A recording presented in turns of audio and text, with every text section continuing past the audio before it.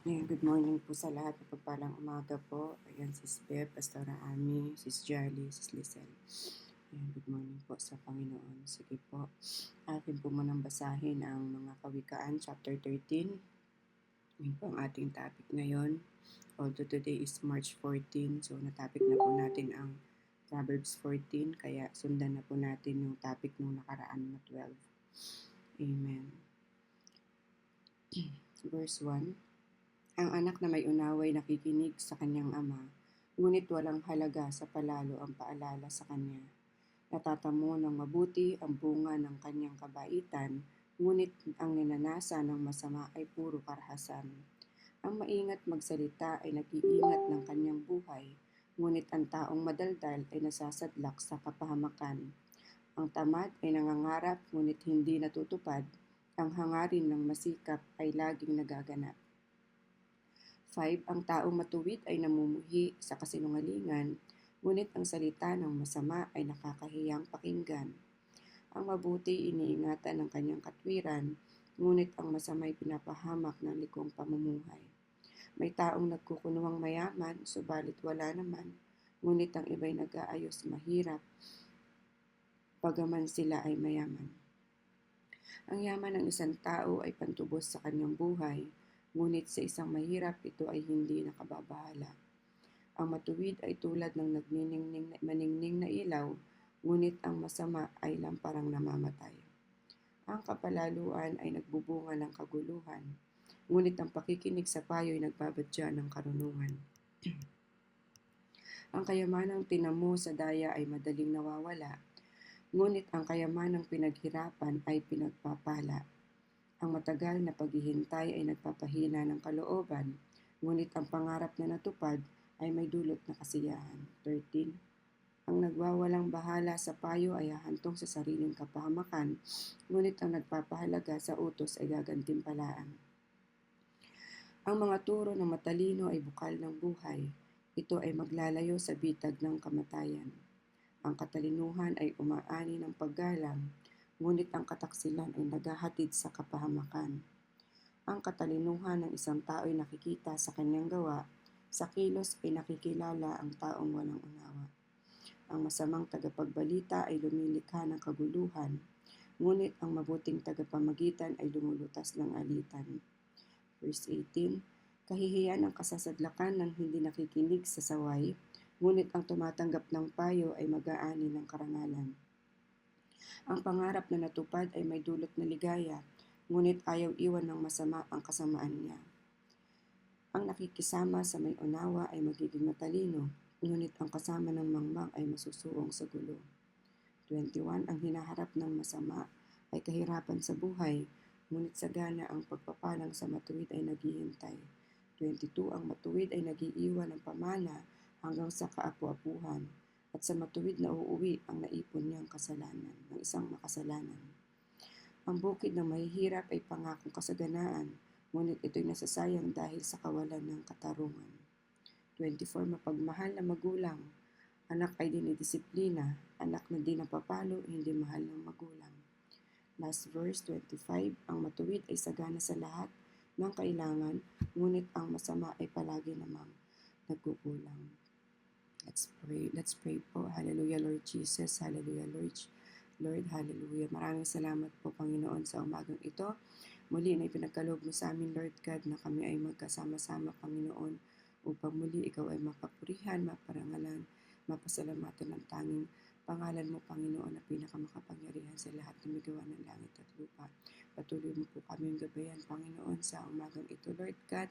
Tunay nga po isa o dalawa ang nagagather sa iyong pangalan, ikaw ay nasa aming kalagitnaan. Let the Holy Spirit, Panginoon, ang siyang mag-manifest sa buhay ng bawat isa, Lord. Ikaw po ang siyang manguna sa aking mga bibig. Hindi ko po ito kaya nang wala ka, Panginoon. Ako po isamahan mo, Lord God. Itago mo po ko sa iyong likuran. Ikaw po ang siyang mahayag, ikaw ang siyang maitaas. Gabayan mo po ako, Panginoon, na sa wisdom na ito ni pagkakaloob mo, Lord God, ikaw ang siyang magsasalita at hindi ako, Panginoon. Maraming salamat, Lord, sa muli pagpapatawad mo po sa lahat ng aming mga nagawang kasalanan, sa isip, sa salita at sa gawa. At maraming salamat po, Panginoon, na patuloy mo kaming nililinis namin ang puso namin, Panginoon. Nililinis mo ang puso namin maging karapat-dapat ngayon sa iyong harapan upang maglingkod sa iyo, Panginoon. At ikaw ay mapapurihan, Panginoon, sa pagninilay-nilay namin sa iyong banal na salita ngayong umagang ito. Ikaw ang siyang magbigay, Panginoon, ng magandang internet connection ng bawat isa ay makatapos, Panginoon, at ang mga kasama namin na wala pa rito. Ikaw ang siyang magdadala sa kanila, Lord God. Muli po, Panginoon, ikaw siyang manguna, ikaw ang siyang maharap, Panginoon, ikaw ang siyang patuloy, Panginoon, na manifest sa buhay ng bawat isa, Lord God. Itanim mo po ito sa aming puso, Panginoon. Ikaw ang siyang magbigay ng wisdom, knowledge, and understanding sa iyong salita. Lahat po ng ito'y aming nihiling sa tanging pangalan ng iyong anak na si Jesus. Amen and amen. Ayan, so, good morning po. Tayo po ay nasa Proverbs 13. Simulan natin sa verse 1. Ang anak na may unawa nakikinig sa kanyang ama, ngunit walang halaga sa palalo ang paalala sa kanya. So makikita po natin dito sa verse 13, 1 to 14, po. Yung wise people listen to other wise people. So nandoon nga po na sa unang verse makikita natin na sa umpisa pa lang na ang anak na hindi natuturuan ng tama kapag ka dinidisiplina ay kapag ka sa una pa lang natuturuan na ng tama ang ating mga anak so sila ay nakikinig sa kung ano man po ang sasabihin natin. Hindi mahihirapan ang mga magulang, tayong mga magulang, kapag sa umpisa pa lang ay dinidisiplina na natin sila. Pero yung kapag kahinayaan natin na mali na yung ginagawa nila, ay hindi na pakikinggan kung ano yung tama sa mga sinasabi natin. Kaya sa umpisa pa lang talagang hayaan na natin na ang ating mga anak ay makinig talaga sa pagdidisiplina nating mga magulang. Sa verse 2, natatamo ng mabuti ang bunga ng kanyang kabaitan, ngunit ang ninanasa ng masama ay puro parahasan. Kapag tayo nga daw po ay mabuti sa ating kapwa, kung ano ang ginagawa natin ay may magandang balik din po sa atin.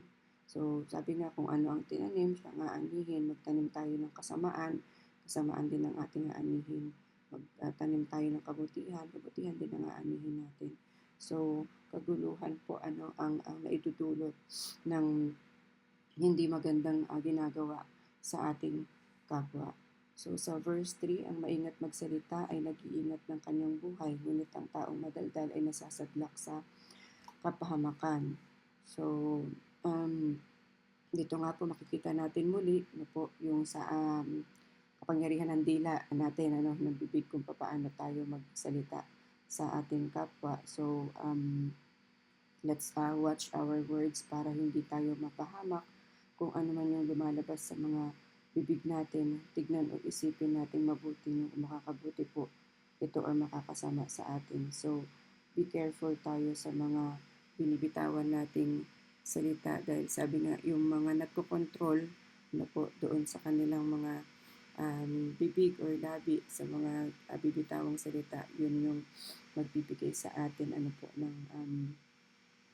kapayapaan at magandang buhay. So ayan, sa verse 4 naman po, ang tamad ay nangangarap ngunit hindi natutupad, ang hangarin ng masikap ay laging nagaganap. So pinapakita po dito na walang lugar ang katamaran sa trabaho, sa pag-aaral ng salita ng Panginoon. Sabi nga, nasa Diyos ang awa, nasa tao pa rin ang gawa. So kailangan natin kumilos, meron tayong gagawin. Hindi naman literal na kapag tayo humiling sa Panginoon ay ibibigay niya sa atin. Halimbawa ay humiling tayo ng bahay, hindi naman agad literal na ibibigay niya yon sa atin, di ba? Dahil nga pagka literal na ibigay niya sa atin yun, baka madaga na pa tayo, hindi natin masalo, di ba? Sa sasakyan, ganun din. So ang sinasabi dito ay gagamit ang Panginoon ng mga instrumento kung paano natin makukuha yung mga pinapangarap natin. So nasa atin po yun kung paano natin ito kukuhanin. At for example nga po dito din sa pagtuturo ng salita ng Panginoon, kung baga tayo ay nagde-desire ng ating puso na paano tayo matututo ng salita ng Panginoon, paano tayo makapagturo. Siyempre, we are working so hard, di ba, para mapag-aralan ng salita ng Panginoon, mag-meditate tayo, magsusumikap tayo na aralin ng salita niya para talagang makamit natin yung desire din ng ating puso na maunawaan natin ang salita ng Panginoon. Kasi kahit na nagde-desire tayo na maunawaan ang salita niya pero hindi naman natin ina-actionan, hindi po mangyayari yung ganong gusto natin dahil nga hindi tayo nagsusumikap. So pag hindi tayo nagsumikap, hindi magaganap, hindi mangyayari yung gusto natin mangyari. So sa verse 5 po, ang taong matuwid ay namumuhi sa kasinungalingan, ngunit ang salita ng masama ay nakakahiyang pakinggan. So dito nga po kapag tayo ay nasa Panginoon, maiiwasan natin na makagawa ng kasinungalingan. So dito may pagkakataon kasi 'di ba na nakakagawa talaga tayo dahil we're not perfect, nakakagawa tayo ng isang bagay na hindi natin ninanais sa isang sitwasyon, at nandoon yung palaging at least pag nakakagawa tayo ng hindi maganda, nare-realize agad natin na mali yun at nakakahingi agad tayo ng patawad sa Panginoon. Hindi katulad dati na kapag nakakagawa tayo ng kasalanan, sigilan na lang ng sige, basta ikaliligaya mo, basta ikaka-safe mo, di ba? Hindi mo na iniintindi na humingi ng tawad. Pero ngayon dahil nakakilala tayo sa Panginoon, every time na alam natin may nagagawa tayong kasalanan, humihingi tayo ng tawad sa Panginoon dahil kumbaga nasa Kanya na tayo, hindi na natin iniisip na para sa sariling kaligayahan lang natin. Lagi natin naiisip na yung paggawa ng hindi maganda, meron talagang kahihinatnan na hindi maganda po ang dulot nito. Kaya talagang maraming salamat sa Panginoon kasi patuloy na tayong iniingatan doon sa mga bagay na hindi dapat. So sa verse 6, ang mabuti iniingatan ng kanyang katwiran, ngunit ang masamay pinapahamak ng likong pamumuhay. So dito nga po namuhay tayo ng kapuri-puri sa Panginoon. Huwag natin hayaan na mamuhay tayo sa kasamaan tulad ni Jesus na namuhay ng walang kapintasan. Sabi nga kapag tayo ay nasa Panginoon na, sikapin natin na maging Christ-like. Huwag na natin i-entertain kung ano man po yung alam natin na hindi naman talagang maganda. Huwag na natin talagang gawin pa. So sa verse 7, may taong nagkukunwang mayaman, subalit wala naman, ngunit ang iba'y nag-aayos mahirap, bagaman sila ay mayaman. So, dito po nakita natin na mayaman, oo, sa material na bagay, pero walang alam sa salita ng Diyos. Ganun nga din sa verse 8, ang yaman ng isang tao ay pantubos sa kanyang buhay, ngunit sa isang mahirap, ito ay hindi nakababahala. So, makita natin sa verse 7 and 8 na maraming tao na meron mang material na bagay, mayaman sila sa material na bagay, pero wala silang alam sa salita ng Diyos. Pero meron namang salat sa buhay, pero mayaman sa salita ng Diyos. Marami kasing mga nagpapanggap na nagdudunong-dunungan lang po, pero hindi naman talaga nila alam ang salita ng Panginoon. Meron din naman na kumbaga simple lang kumilos, pero nandoon po yung pagpuspos ng banal na espiritu na talagang nakakaunawa. So, makikita natin dito na kahit sabihin mo na kasi mostly ang iba doon din sa makamundo natin na ang hilig mga magsusuot ng mga nag-gold, nagsusuot sila ng mga kung anong mga branded, pero pagdating naman sa totoong buhay, maraming mga utang, di ba? Ganun. So, ang nangyayari, tuloy na ipapamuhay nila na nagiging mapagkunwari. At doon naman sa salita naman ng Diyos na sagana ka nga sa material na bagay pero wala ka namang alam sa salita ng Diyos, daig mo pa po ang isang mahirap. Kasi kahit na ang mahirap, kung mayaman ka naman sa salita ng Diyos, isa ka sa mayaman sa mata ng Panginoon. So, hindi napabahala ang isang taong kahit na salat sa buhay pero mayaman sa salita ng Diyos, meron kapanatagan sa kanyang puso na meron siyang peace of mind. Kasi di ba marami naman talagang nakikita natin dito sa mundong ibabaw na marami na silang kayamanan pero wala silang peace of mind. Marami pa rin yung nagkukumit ng suicide, di ba? Kahit na meron naman silang sabihin mong material na bagay. Yun po ang lamang nating mga mananampalataya na meron tayong alam sa Panginoon, meron tayong kilala natin ng Panginoon, meron tayong alam sa salita niya na kahit hindi tayo ganun kayaman, di ba? Pero mayaman naman tayo sa salita ng Panginoon. Kaya glory to God na talagang nagkakaroon ng peace of mind ang bawat isa kapag tayo po ay nasa Panginoon. So sa verse 9 po, ang matuwid ay tulad ng maningning na ilaw, ngunit ang masama ay lamparang namamatay. Ang buhay po ng taong may Diyos na po ay full of light and joy. Yun yung mga taong talagang nakatutok sa Panginoon na puro kaligayahan po talaga yung makikita. Unlike doon sa mga taong walang alam, o hindi nakakilala sa Diyos, di ba? Laging madilim at malungkot yung kanilang buhay na kahit ano pa yung pagsusumikap ang gawin nila, parang hindi pa rin sila masaya kasi nga wala silang Diyos sa puso nila. Hindi katulad natin na may mga Diyos tayo sa mga puso natin na kahit naman po, di ba, mga challenges ang kaharapin natin, di ba? Patuloy tayo at nagpapatuloy sa Panginoon na patuloy nating ay nilalaban yung buhay natin dahil alam natin meron tayong Diyos na buhay. Amen po. Sa verse 10 naman, ang kapalaluan ay nagbubunga ng kaguluhan, ngunit ang pakikinig sa payo'y nagbabadya ng karunungan. So, dito natin makikita din yung pride, na talagang naglilid po sa kaguluhan. Pero sa marunong makinig sa advice, no, hindi mapapahamak, makakapagdesisyon po ng tama. Kaya talagang kapag tayo ay marunong makinig sa payo ng mas nakakaalam po sa atin, lalo na sa Word of God, po, na doon natin makikita na hindi tayo mapapahamak kapag tayo ay marunong makinig. Pero kapag tayo ay mayabang or talagang ang taas ng tingin natin sa sarili natin, kapag meron ng mga kaguluhan na ganyan, lagi nangingibabaw yung ganong ugali, wala po talaga mangyayari po. Sa kaguluhan talaga ang bagsak. So sa verse 11, ang kayamanang tinamo sa daya ay madaling nawawala, ngunit ang kayamanang pinaghirapan ay pinagpapala. So madali pong mawala ang hindi pinaghirapan. Nakita natin na yung kayamanan, yung wealth from get rich quick schemes, di ba? Yun yung mga madaling nagdi-disappear. So, for example na lang, yan sa mga loto, di ba? Madami ang mga yumayaman through loto dahil hindi naman nila pinaghirapan. Pero saan ka kapag ka nandyan na ang pera, di ba? Bigla na lang nawawala. Hindi alam kung saan napunta dahil nga hindi naman nila pinaghirapan. So, hindi nila pinapahalagan tungkol din sa mga, halimbawa, yung mga tao na nagbibigay ng patubo sa mga pera.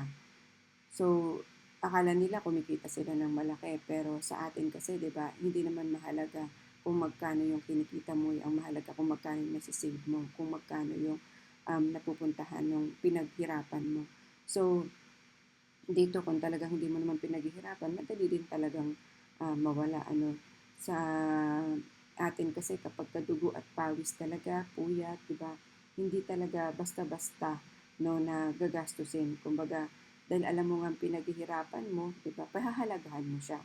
Hindi mo basta-basta gagamitin sa kung saan-saan. At isa nga din po yan sa mga lesson learned yan sa mga investment na gustong-gusto natin kumita ng malaki. Pero hindi naman natin pinaghihirapan. Kumbaga, pera lang naman ang pinaiikot natin. So, talagang madali din pong mawala po kapag talagang investment lang sa pera na hindi mo naman pinaghihirapan, yun lang ang pinag-iikot mo. Talaga pong yun ay madali pong makuha ng Panginoon at mabawi, lalo na kapag hindi po rin maganda o hindi rin galing sa isang magandang pinagkakitaan. Sa verse 12 naman po, ang matagal na paghihintay ay nagpapahina ng kalooban, ngunit ang pangarap na natupad ay may dulot na kasiyahan. Sa atin kasi, di ba, maraming naiinip na madaling sumuko sa mga hinihintay na answered prayer ng Panginoon. At dito nga pagka pinakita natin na hindi tayo agad sumusuko, makakamit naman natin yung mga pangarap na gusto natin at kaligayahan na gusto nating ma-achieve. Kaya talagang don't give up tayo sa lahat po ng mga hinihintay natin, wag tayong panghinaan ng loob. Ano? At talagang tignan lang natin kung papaano sagutin ng Panginoon yung ating mga panalangin. Sabi nga, di ba, hindi man sa ngayon, pero ibibigay ng Panginoon sa tamang panahon sa iyo. Hindi naman ibig sabihin na nag-no siya ngayon ay hindi niya na ibibigay sa iyo. Ibig sabihin hindi pa makabubuti sa iyo.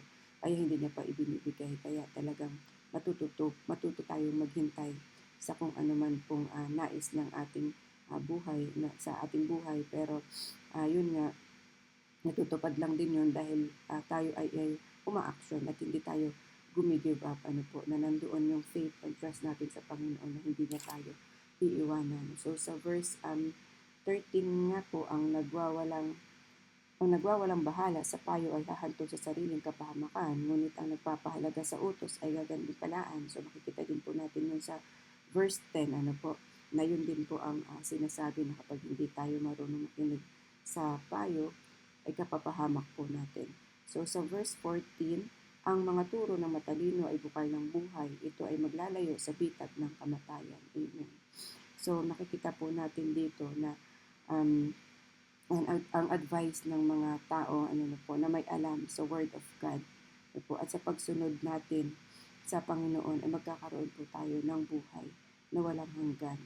At sa mga hindi naman po nakikinig sa payo ng mga or sa Word of God, yun yung spiritually na kamatayan na magdudulot sa kanila kapag hindi talaga natin tinignan or hindi natin isinabuhay ang Word of God. So, sa summary po ng verse 1 to 14, makikita natin dito na ang pakikinig at pagsunod sa instruction ng Diyos will lead us to wisdom and life. Pero sa mga nagmamataas or mga ma-pride, nagdudulot ng away at kapahamakan kapag hindi marunong sumunod sa payo ng Panginoon or sa instruction ng God, di ba? Maliliko ka doon sa path na hindi mo dapat napuntahan. So, kailangan lagi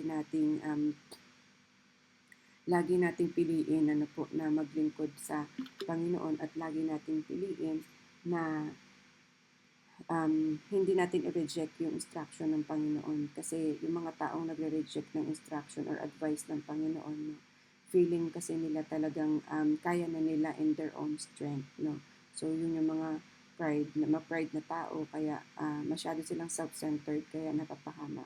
So pinakita lang din po sa atin dito kung how should we respond doon sa instruction na pinapakita ng Panginoon sa atin, kasi ang pride is a deceptive problem, di ba? So mapagdin lang siya at mahirap siyang ma-overcome talaga.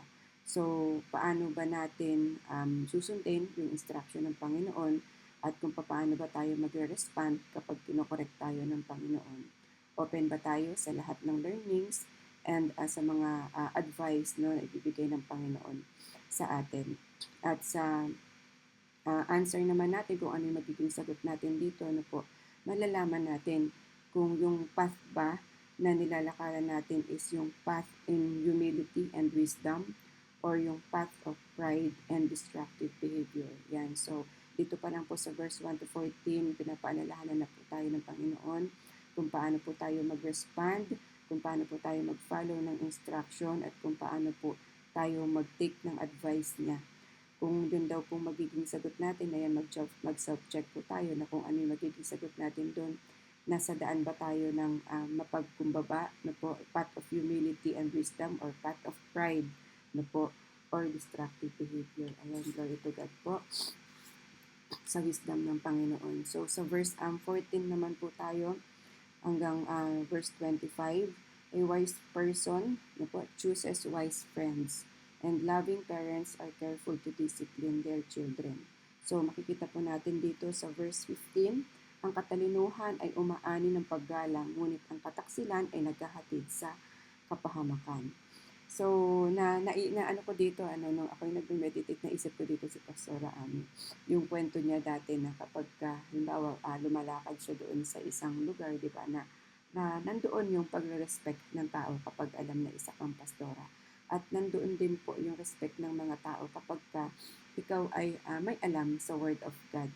ano po, nandoon talaga na ibinibigay ng Panginoon yung respeto sa bawat isa. No, na kapagka alam na ikaw ay may alam sa Word of God, hindi sila magsasalita ng hindi maganda, 'di ba? Hindi ka nila isasama sa mga usaping hindi maganda. Kaya talagang ang taong may karunungan at dito din po makikita natin na they think before they act. Ano po, dahil alam mo na no sa verse 16 nga po, ang katalinuhan ng isang tao ay nakikita sa kanyang gawa, sa kilos ay nakikilala ang taong walang unawa. So, dahil alam mo na at pinaunawa na sa iyo ng Panginoon no na dapat laging maging mahinahon tayo at sa mga iniisip natin, ano, isipin natin mabuti bago natin gawin yung isang bagay. Kaya talagang sa mga taong nakakaunawa, talagang ngayon dumarating na sa pagkakataon na talagang pinag-iisipan muna natin bago tayo kumilos at pinag-pray muna natin sa Panginoon bago tayo kumilos. At doon nga po talagang kumbaga ma-earn natin yung respect po ng mga tao kapag nakikita nila sa action din natin. No, dahil nga 'di ba minsan talaga sa ating mananampalataya nandoon yung expectation na yan ay mananampalataya ng Panginoon, hindi gagawa ng hindi maganda, 'di ba? Kaya nandoon po yung respeto nila sa mga taong talagang may alam sa word ng God. Kaya sa verse 17 naman po, ang masamang tagapagbalita ay lumilikha ng kaguluhan, ngunit ang mabuting tagapamagitan ay lumulutas ng alitan. So dito makikita nga natin yan sa mga chismosa na dulot ay mga gulo. So may pakpak ang balita ika nga kapag ka talaga nakikichismis ka at ginagatungan mo ay talagang gulo po yan. So pero sa ating pong mga namamagitan, po wag na po tayong makisawsaw. Kumbaga bigyan natin sila ng advice para talagang hindi na magatungan kasi marami talaga diyan ang talagang mga nakikigatong pa, halimbawa kahit na mag-post ka sa Facebook, 'di ba? Ang mga taong wala namang alam sa mga sitwasyon na 'yan. So talagang sila po ang gumagawa lang ng paraan para makisali, makigatong, which is hindi maganda. No, kasi doon natin makikita na talagang gulo, no po, gulo talaga ang kahihitnapnan. Kaya tayo na nakakaunawa, kapag mayroon tayong may mga nangyayaring ganun, talagang tayo po ay pumagit na So ako talaga minsan nararanasan ko po yan, lalo na po dito sa aming lugar dati. Sagana po ang mga chismosa dito. Pero glory to God, unti-unti nang nawala. Ano po, dahil nga yung isang may-ari ng mga apartment dito, or hindi man totaling apartment, mga paupahan, talagang ginagamit na yung ibang mga bahay, kaya yung ibang mga tao nagsialisan na dito. Pero dati po talaga, sobrang gulo po talaga dito, grabe. Umaga pa lang nakikita mo na nagsisigawan na sila, ganun.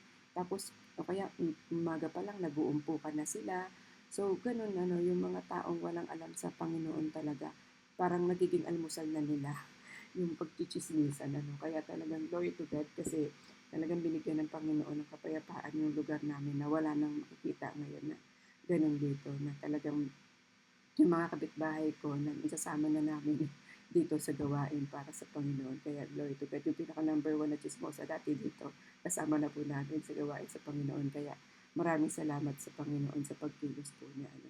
Kaya ayan, sa verse 18, kahihiyan ang kasasadlakan ng hindi nakikinig sa saway, ngunit ang tumatanggap ng payo ay magaan yung karangalan. Ayan, so katulad na rin po ito sa nabanggit kanina sa verse 13, na kapag talagang hindi tayo marunong makinig, it will end up sa kahihiyan. Pero kung marunong tayo makinig, ay hindi tayo mapapahamak. So sa verse 19 naman po, ang pangarap na natupad ay may dulot na ligaya, ngunit ayaw iwan ng masama ang kasamaan niya. So, nakita natin dito na masarap ang pakiramdam kapag gusto mo, no, na nakukuha mo yung pangarap mo. Pero ang tanong, nakuha mo ba yun sa paraang maayos o hindi? Kasi minsan, di ba, may mga tao na, basta na lang, kumbaga, sige na, kasi gusto niya naman, masaya siya, maligaya siya, no? Pero, at the end of the day, ano ba, kapag pininindigan mo kasi yung bagay na nagpapasaya sa'yo, pero hindi naman ito nang galing sa maayos, ano po, madali rin po itong mawala. Kaya kahit na mali, wag nating panindigan, wag nating panindigan kahit na ito nagpapasaya sa atin kasi meron pong hindi magandang balik ito, wag po nating ituloy. Kaya kung ano man po yung mga pangarap na gusto nating matupad na kinaliligaya natin, kuhanin natin din sa magandang paraan na hindi tayo mapapahamak. Ano po? At dito nga po sa verse 20, ayan, ito isa sa mga nag-highlights po sa akin sa verse 20. Ano po? Ang nakikisama sa may unawa ay magiging matalino, ngunit ang kasama ng mangmang ay masusuong sa gulo. So dito nga, no, ayan, pinag-usapan natin kanina yung chismosa. Kung ikaw daw po ay makikisama sa mga chismosa, yan, pwede ka maging chismosa, di ba? Sa araw-araw kung sino ang mga kasama mo, pagka sumama ka sa mga lasinggero, magiging lasinggero ka din. Pag sumama ka sa mga mahilig magsugal, magiging sugalero ka din. Pero kapag ang sinamahan mo ay yung mga taong successful, sabi nga sa business, lagi namin sinasabi, kapag sumama ka sa mga taong successful, magiging successful ka din. Diba?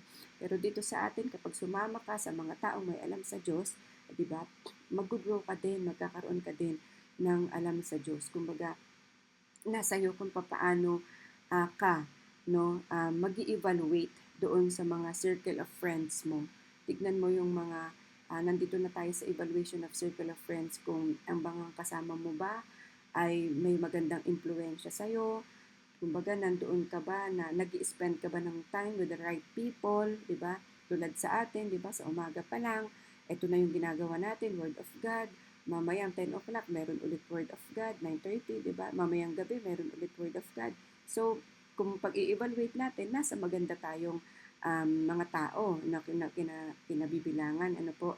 Kaya talagang meron kasi sa dito sa mundong ibabaw na talagang pag gusto nila maging influencer, kasama sila sa mga influencer din.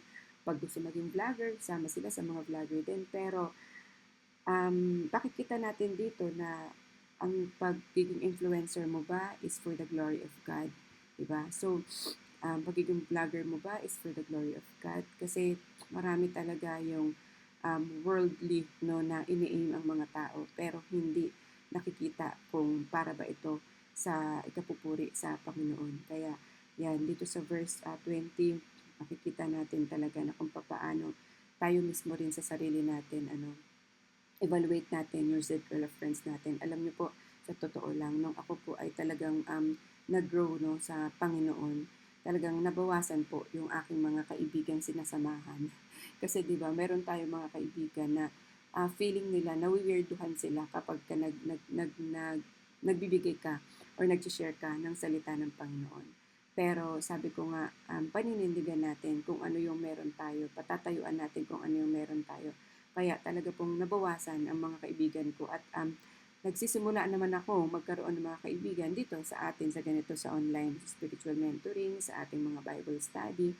Na po, hindi, kulang, kumbaga, yung mga social life ko dati na kapag nagkakasama kami ng mga kaibigan ko, inuman, kwentuhan, chismisan, meron kami isang taong nagiging pulutan sa chismisan, ganun. Ganun ang buhay ko po dati nung wala ako sa Panginoon. Pero nung ako po ay lumalim na sa Panginoon, talagang kailangan mo talaga na mamili ng mga taong sasamahan kasi tulad tayo kapag tayo po ay nag-i-aim na matuto sa salita ng Panginoon, nandun yung eagerness natin, yung burning desire natin na matuto sa Panginoon. Siyempre, sino ba yung lalapitan mo? Sino ba yung mga sasamahan mo? Siyempre, yung mga taong katulad natin na may alam sa Word of God. Kaya talagang salamat po, no? Salamat sa Panginoon talaga na patuloy niya tayong ginagabayan, nililid niya tayo sa mga ganitong klase ng mga kaibigan na hindi tayo mapapahamak kung hindi talagang ililid din tayo sa buhay na walang hanggan na lagi tayong i-remind sa wisdom, knowledge, and understanding na ipagkakaloob ng Word of God. Kaya papuri po sa Panginoon, sa buhay ng bawat isa, at sa ating pong online ministry. So sa verse 21 naman po, ang hinaharap ng masama ay kahirapan sa buhay, ngunit sagana ang pagpapalang sa matuwid ay naghihintay. So, sabi nga, if you choose na maging masama, face the consequences, no? Trouble kasi yung pwedeng maidulot nito kapag puro kasamaan ang ginagawa natin. But if you choose na maging mabuti, and it will reward you so much blessing, and grace and favor from the Lord. Kaya talagang tignan natin kung paano natin paano tayo kumilos, paano tayo maging righteous sa paningin ng Panginoon na hindi tayo magkakasala sa Kanya. So sa verse 22 naman po, ang matuwid ay nag-iiwan ng pamana hanggang sa kapu-apuhan at sa matuwid na uuwi ang ipon ng isang makasalanan. So, ang tagal ko po talaga itong inisip. Ano po bang ibig sabihin nito, Lord? Kumbaga, ayan, nakita tayo, pinala tayo ng Panginoon sa legacy of wealth. Kung halimbawa dito sa mundong ibabaw, di ba, nagkakaroon ng pamana yung mga kanununuan pa natin kung ano yung meron tayo. Ngayon, ayan, so blessed kung meron tayong mga pamana na galing pa sa mga kanununuan. Ano po, tulad ito yung nabili po naming lupa dito. Ang may-ari po nito is yung magkakapatid. Halos lahat sila, grabe, mula sa along the highway hanggang doon pa sa may ilat. Talagang ito yung namana nila sa mga magulang nila. So, makikita natin dito na yung pamana ng kanilang mga earthly father, grandfather, grandmother, na talagang malaki po ang mga naidudulot na magandang buhay para sa kanila. Pero meron din naman na halimbawa sa atin tayo ngayon, halimbawa tulad ako, wala naman talaga akong namana sa mga magulang ko. Ngayon pa lang kami nagsusumikap mag-asawa na talagang magpundar para sa mga anak namin. Kaya lagi namin sinasabi sa mga anak namin, yung lahat na mapupundar natin, kumbaga, wag ninyong, halimbawa kahit wala na kami, wag ninyong ibenta para madatnan pa ito ng mga anak ninyo, mga kaapu-apuhan ninyo, na yung legacy na maiiwan ay magsimula sa atin. Kaya talagang yun yung sa wealth, yun po yung sa wealth ng earthly world dito sa atin. Pero kung pag-uusapan natin is yung wealth na godly wealth, mas maganda po na yung kayamanan po na maipapamana natin sa Panginoon ay yung na ibibigay natin sa kanila kung paano sila maging Christ-centered. Yun ang isa sa mga kayamanan na nakikita ko na hindi makukuha kahit ninuman. At meron kasing kayamanan sa mundo ng kayamanan na hindi kayang i-handle, na kung ibigyan ka ng Panginoon ng malaki, halimbawa malikang halaga, kung hindi mo naman ito kayang i-handle, mababaliwala rin, diba po? Pero kaya tayo hindi binibigyan ng Panginoon ng ganun ding kalaki dahil hindi natin alam kung paano natin i-handle. Kaya minsan ang binibigay sa atin ng Panginoon ay yung sakto lang. Tama po ba? Pero yung sa wealth naman, pagdating doon sa kayamanan naman, na hindi sa mundo kundi sa kayamanan sa Panginoon, yun yung kayamanan na ngayon pa lang maipamana mo sa mga anak mo na may alam sila sa Word of God. Na pagka sila ay nagkaroon ng pamilya, sila ay nagkaroon ng mga anak, di ba? Yun din yung isa sa mga ituturo nila, kung paano maging Christ-centered at hindi maging wealth-centered lang dito sa mundong ibabaw. Yun yung maipapamana natin sa mga anak natin na sa kanununuan nila, mai-handle nila ng maayos kung paano talaga manindigan sa salita ng Panginoon at kung paano talaga mamuhay. Kaya talagang dito magpalit po tayo sa Panginoon.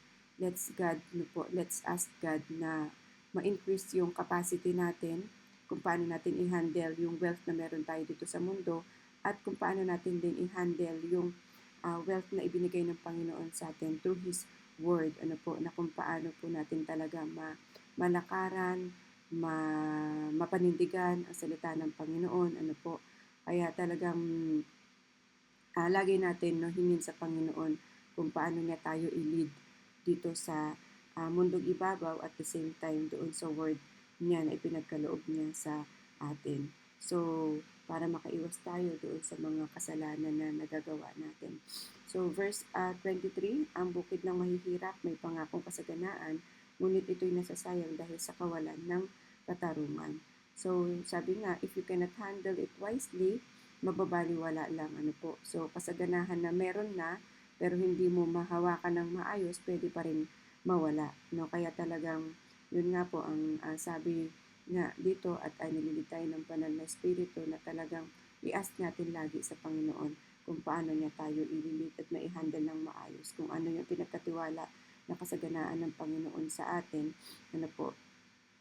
ipa-lead natin sa Panginoon. So, sa verse 24 naman po, ayan, isa rin ito sa mga nag-highlight sa akin, mapagmahal na magulang, anak ay dinidisiplina. Anak na di napapalo, hindi mahal ng magulang.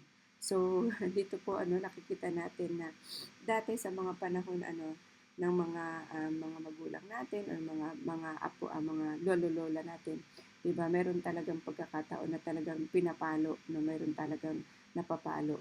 Pero sabi nga dito hindi daw mahal ng magulang. Ang nakita ko naman dito hindi naman talagang literal na napalo, no, ang binabanggit dito. Ang binabanggit dito is yung kapagka pinagsasabihan mo yung anak mo na po na hindi maganda yung mga ginagawa niya. Kapag kasi yun nga sa una pa lang, 'di ba? Sa una pa lang doon pa lang sa verse 1 nakita na natin na kapag hindi mo dinidisiplina ng maayos ang anak mo, ikaw po yung nagdadala sa kanya sa kapahamakan. Kaya ngayon pa lang talagang sikapin na natin kung paano tayo maging mabuting magulang talaga sa Panginoon sa mga anak natin rather na talagang tignan natin kung papaano natin sila madidisiplina. So, ako dati, di ba, nung wala pa ako sa Panginoon, kapag ako'y nagagalit, minsan, ayan, hangir yung panakot ko. Lalo na sa bunso ko, talagang hangir ko yung paa niyan, lalo na kasi sobrang kalikitan. Pero, ngayon po, kumbaga tinuturuan na tayo ng Panginoon na laging ipaintindi sa kanila na kapag kayo ay napapagalitan, kayo ay sinasabihan, di ba? Dahil yun ay mahal namin kayo. So, ngayon, nakakaiwas na kami sa pamamalo o dun sa mga hanger-hanger na yan kasi ang asawa ko naman talaga hindi talaga panakit po. Although sa words talaga, kapag talagang nagsalita siya sa'yo, talagang tagos talaga sa puso. Kaya minsan yung sinasabihan ko din siya na kasi iba sa trabaho niya, as military, minsan may mga word talaga na ang taas ng boses, na akala niya mga tao pa din niya yung mga kausap niya.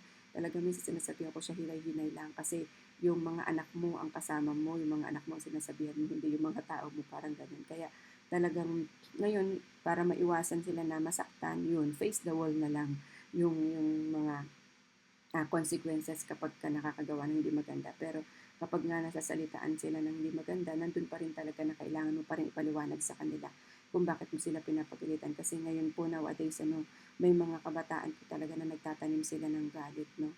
Kapag ka napapagalitan sila. Pero kapag pinaunawa mo sa kanila kung bakit mo sila pinapagalitan, kapag hindi mo sila mahal, pababayaan mo na lang sila, di ba? Pero dahil na mahal mo sila, ayaw mo sila na mapadpad dun sa hindi magandang gawain. Kaya talagang dito ang ipinaunawa din po ng Panginoon sa akin dito kung paano maging wise parenting. Po, yan, tulad natin, ayan, kahit si Pastora Ami ay walang anak, alam ko na meron siyang mga pamangkin, di ba? So, isa din po ito sa pwede nating itanong sa ating mga sarili kung paano talaga tayo nagiging wise parenting sa kanila. Importante po talaga na makita natin yung mga kaibigan ng mga anak natin, yung sinasamahan nila, kung paano ba sila naiimpluwensyahan, no, ng mga kaibigan nila. So, importante po yun, no, kung paano natin alamin yung mga kaibigan nila at kung paano sila naiimpluwensyahan ng mga ito. So, kailan ba natin huling kinausap yung mga anak natin tungkol sa mga kaibigan nila? So, dito po ini-encourage tayo, no, na i-encourage din natin yung mga anak natin na to use the discernment when choosing some friends, no, na tulungan natin sila na may recognize kung ano yung foolish behavior at yung righteous behavior. Tulungan natin silang ipaunawa sa kanila kung makakaubuti ba to sa kanila kasi ako tulad minsan kapag po kami ay nagkukwentuhan ni Ate Chloe, lalo na sa research nila kasi apat sila, meron dun isang kaibigan sila, mayroon sila isang kasama na hindi talaga maganda yung ugali. Pero glory to God po sa buhay ng anak ko kasi nandoon talaga yung desire niya na matapos yung gawain nila na kahit na hindi na task niya, ginagawa niya pa rin. Talagang nandoon yung kwentuhan namin na talagang sige, huwag mo na lang pansinin, yaan mo na lang, ikaw gawin mo na lang yung part mo, di ba? Pero may mga kaibigan din naman siya na nakikita niya na, alam mo mami, meron din akong kaibigan na nagpa-fasting, meron din akong kaibigan na Christian, meron din akong kaibigan, parang ganun. Kumbaga talagang, maganda yung mga tao na, kasi minsan magpapaalam siya, mami, magdi-dinner lang po kami. O sabi ko, sino yung mga kasama mo? Mag-send ka ng picture. Talagang lagi pong ganun. Hindi na laging ipaalala pa na, mag-send ka ng picture for a proof, mga ganun, may word na proof, hindi po. Parang kaming pamilya, automatic na yon na kapag ka nagpaalam, nandito ako sa ganitong lugar, okay, send pics, ganun lang kami. Automatic na yun, alam na ng bawat isa na talagang magkakaroon ka ng kapanatagan or peace of mind kung sino yung mga kasama niya. Ano po, kaya kahit na ginagabi, basta alam mo kung sino yung mga tao kasama niya, mapagkakatiwalaan mo. Talagang nandoon yung kapanatagan ay binibigay ng Panginoon.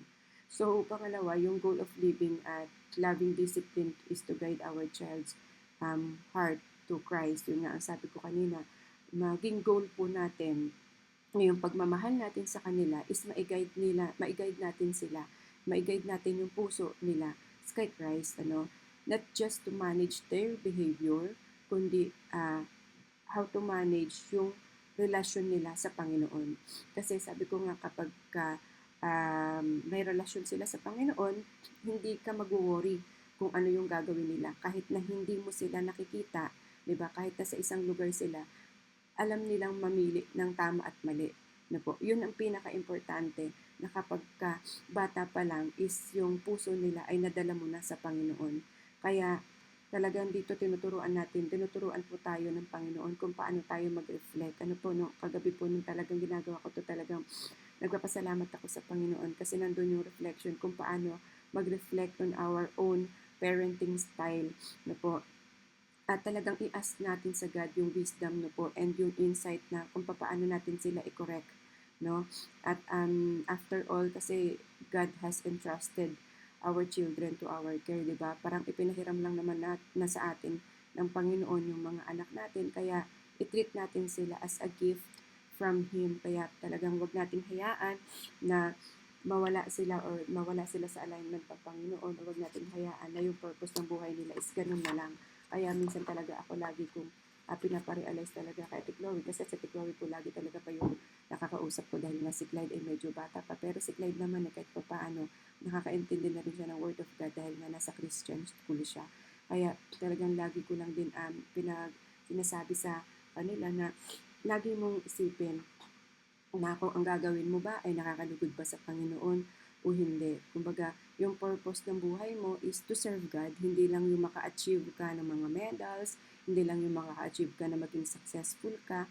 Yun yung goal natin, is yung purpose na kung paano mo magamit yung buhay mo sa ikalulugod para sa Panginoon. Ano po? Kaya talagang glory to God talaga sa wisdom na ipinagkaloob sa atin sa oras na ito kung paano talaga tayo maging mabuting magulang sa ating mga anak. At sa last verse nga po natin, ang matuwid ay sagana sa lahat ng kailangan, ngunit ang masama ay palagi namang nagkukulang. So, dito nga po, tignan na natin in a positive way na kapag nasa Panginoon ka talaga, ay hindi ka pagkukulangin ng Panginoon. Ano po? Bibigyan ka ng saganang buhay at lahat ng kailangan mo, He will provide. Kapag nasa puso mo, no, nasa puso natin ang Diyos natin, ipagkakaloob ng Panginoon kung ano yung desire ng ating puso. Kaya talagang, ayan, sa ating mga pagninilay-nilay sa ating Panginoon, sa ating word, talagang dito ay pinakita ng Panginoon na matuto tayo makinig sa instruction ng God. No, magpakorek tayo sa Panginoon, mag-take tayo ng advice niya, magpalig tayo sa kung ano man pong kayamanan ibigay niya sa atin o sa Word of God, na ma-handle natin, ma-increase yung capacity kung paano natin ma-handle yung kayamanan dito sa lupa na pinagkaloob niya at kayamanan ng Word na ipagkaloob natin sa ating mga anak. Mag-ask, kumbaga yung mga wisdom na kung paano natin talaga maging mabuting magulang sa ating mga anak at yung mga taong mga nakakasama natin. And of course, kung paano tayo maging humble sa harapan ng Panginoon. Ayan, glory to God po sa banal na salita ng Panginoon sa Proverbs 13. Maraming salamat po sa Panginoon. Let's pray. Hallelujah, Lord Jesus. Hallelujah, Lord. Muli po, Panginoon. Ako po nagpapasalamat, Panginoon, sa paggabay mo po sa amin, sa wisdom, knowledge, and understanding na ipinagkaloob mo, Panginoon, sa buhay ng bawat isa. Lord, muli po kami ay nagsusumamo sa iyo, Panginoon, na bigyan mo kami ng humility, bigyan mo kami ng humble heart, Panginoon, na makinig sa iyo, magpa-instruct sa iyo, magpa-correct sa iyo, Panginoon. Maraming salamat, Lord God, sa buhay ng bawat isa, Panginoon, na tinuruan mo ngayong umagang ito, Panginoon, kung paano namin i-handle yung ipinagkatiwala mong kayamanan sa amin, kung paano namin i-handle yung word mo, Panginoon, na kung paano kami maging Christ-centered, Panginoon, at kung paano ka namin maituro sa mga anak namin, Panginoon. Patuloy mo nga pong gabayan at patnubayan ang bawat isa, samahan sa laban namin ito, Panginoon. Sa journey namin ito, Panginoon, na ikaw lamang, Panginoon, ang siyang lagi namin mapapurihan sa lahat ng mga ginagawa namin, Panginoon. Maraming salamat, Lord God, sa lahat ng mga taong nakakasama namin, nakakahalubilo namin, Panginoon, na mga taong may alam din po sa iyo, Panginoon, nakakakilala din po sa iyo, Panginoon. Maraming salamat, Lord God, at nilagay mo kami sa path of humility and wisdom, Panginoon, at hindi mo hahayaan na mapunta kami, Panginoon, sa path of pride, Panginoon. Hindi mo kami hahayaan na mapunta kami sa path ng kasamaan, Panginoon. Kaya, Lord God, isinasamo namin sa iyo, Panginoon, na hindi kami magkaroon ng mga destructive behavior, kundi magkaroon kami ng righteous behavior and godly behavior na sa iyo lamang kami aasa, Panginoon. Kaya maraming salamat, Panginoon, sa patuloy na pagtuturo mo sa buhay ng bawat isa at sa maghapon na dadalhin namin ang salita mong ito, Panginoon, kung paano kami maging mabuting kapwa, maging mabuting magulang, maging mabuting anak, Panginoon, at maging mabuting mga kaibigan sa aming mga circle of friends, Panginoon. Maging magandang impluwensya kami sa lahat ng mga kaibigan na makakasama namin, at yung pagkaroon ng impluwensya na yun is for your glory, Panginoon. Kaya maraming salamat po, Panginoon, at tinataas po namin ang tanging pangalan ng iyong anak na si Jesus sa umagang ito. Amen and amen. Glory to God po sa buhay ng bawat isa at maraming salamat po. So, ayan, nag-left po, nawala po si Sis Beb. Hindi ko po alam kung nawalan po siya ng signal or nakabisi po dahil nga mayroon pong laro ang kanyang anak. Ating mga pananalita. Ito po ay makakapagdulot ng paninira. At ito na may patuloy natin pinaalala ito ni Santiago sa kanyang salita sa daytime ng Santiago, na kung saan sinabi nga po niya dito na kung saan ang dila ay isang maliit na bahagi ng katawan, ngunit malaki ang nahilig ng kayabangan. So ito po ay napapalagablab ng isang maliit na apoy at isang malawak na kagubatan. Kasi nga po, ito nga po ay isa sa mga bagay na dapat nating i-control. The tongue is a small part of the body, but it is may greatest boast. Malaking kapahamakan na binibigyan nito. So kailangan po natin sa ating pong isama nga po natin yung bunga ng banal na espiritu, yung self-control na nagsisimula sa ating mga dila. O tayo po ay hindi mag-isip o itigilan natin yung, o kumbaga isipin muna natin kung ano yung ating sasabihin, stop and think before you act or speak. Kasi kung hindi po natin makakontrol itong isang bahagi, maliit na bahagi ng ating katawan, ay andun nga po na kung saan ay ang buong katawan po natin ay siyang matisira. Dahil nga po itong bilang ito, marami po ang nagiging dating ng kapahamakan kung hindi natin i-control. Kung saan ay andun nga po na madaling makasakit ng damdamin. Maraming makakatisod kung hindi natin i-control ang ating mga pananalita, mga salitang hindi nararapat na marinig ng ating kapwa, lalo na kung hindi pa nakakarinig ng salita ng ating Panginoon. Dito po sa verse 13, ang sabi nga po, ang nagwawalang bahala sa payo ay ahantong sa kapahamakan, ngunit ang nagpapahalaga sa utos ay gagantimpalaan. So, ito yun, kaya nga po tayo nagme-meditate ng salita ng Diyos. Dahil tayo pinilikha ng ating Panginoon at kilala niya tayo at mahal niya tayo. Sabi nga po, napakahalaga na kung saan ay pakinggan natin lagi ang kanyang mga turo at gawin natin at lakaran natin ang kanyang mga paalaala. Sabi nga po ang ating banal na kasulatan, ito po yung unfailing word na kung saan ay hindi mapapasubali ang salita sa atin. Sabi nga po, para daw po itong manual, ang tunay na manual ng buhay po natin at po kakumpara sa manual ng isang sasakyan. Kasi nga po yung pagsunod natin sa bawat utos ng ating Panginoon, ito po yung magdadala sa atin sa tama. At andun nga po yung kapangyarihan. Yung tama, sabi nga po, run right and find His pride and power to live. Ito po yung kapangyarihan na kung saan para tayo mamuhay ng tama.